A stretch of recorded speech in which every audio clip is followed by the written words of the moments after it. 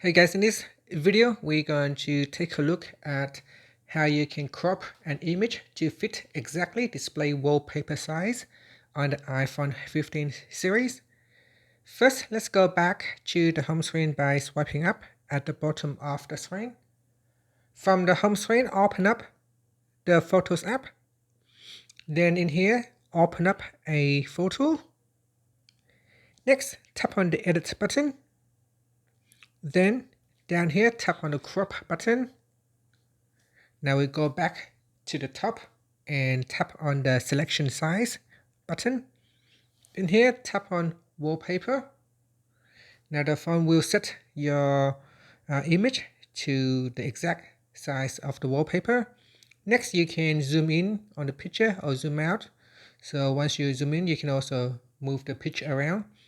Now once you are happy with the adjustment of the picture, simply tap on the Done button. And this will allow you to crop an image to the exact size of your wallpaper. And that's it. After that, you can also set the image as a wallpaper by tapping on the Share button and then choose Use as Wallpaper. And that's it. Finally, you can swipe up to go back to the home screen. Thank you for watching this video.